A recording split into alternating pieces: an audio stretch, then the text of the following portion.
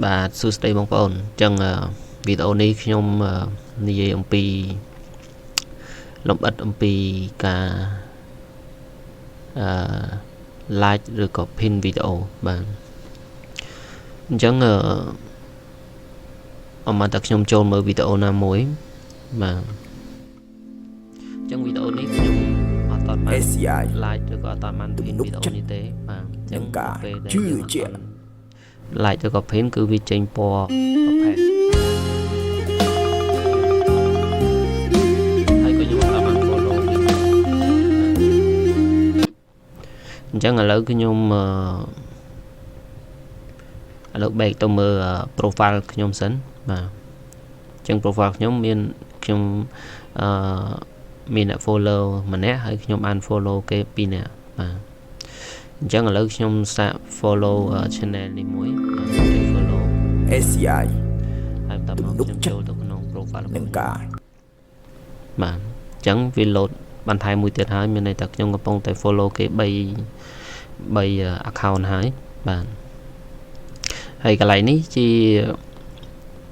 កន្លែងបង្ហាញវីដេអូណាដែលយើងបានចុច like គឺវានៅបង្ហាញនៅក្នុង profile របស់យើងគ្រាន់តែយើងចុចលើ tab like នេះមក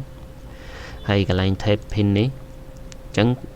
profile របស់ខ្ញុំនេះ Mauchi នេះគឺខ្ញុំអត់តាន់បាន pin វីដេអូណាមួយទេបាទអញ្ចឹងវាអត់មានឃើញអ្វីទេបាទ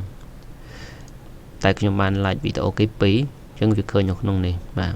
ហើយនេះជា home page របស់ខ្ញុំមានន័យថាវាជាវីដេអូរបស់ខ្ញុំដែលបាន upload បាទអញ្ចឹងខ្ញុំ back ទៅវិញបាទអញ្ចឹង SCI ខ្ញុំបាន follow ហើយគឺវាចេញ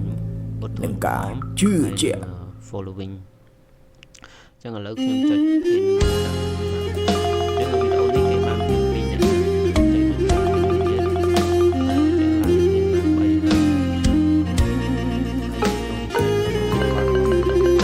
3បាទហើយខ្ញុំចុចចូលក្នុង pin នេះចាំមើលតើវាមានវីដេអូដែរឬអត់បាទអូខេអញ្ចឹងវីដេអូនេះខ្ញុំបាន pin បាទអញ្ចឹងវាបាន load រក្សាទុកនៅក្នុង profile របស់ខ្ញុំរួចហើយបាទ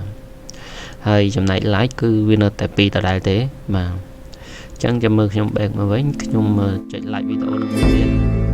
SCI ទំនុកចិត្តអញ្ចឹងវីដេអូនេះមានអ្នក like 2នាក់និងអ្នក pin 3នាក់បាទអញ្ចឹងខ្ញុំចូលទៅមើលក្នុង profile របស់ខ្ញុំចុចមើលកន្លែង like បាទអញ្ចឹងវាឃើញវីដេអូដែលខ្ញុំបាន like មិញហ្នឹងហើយបាទអញ្ចឹងខ្ញុំបាន like វីដេអូចំនួន3ហើយ pin វីដេអូចំនួន1បាទនឹងការជឿជាក់បាទសូមអរគុណច្រើនបាទ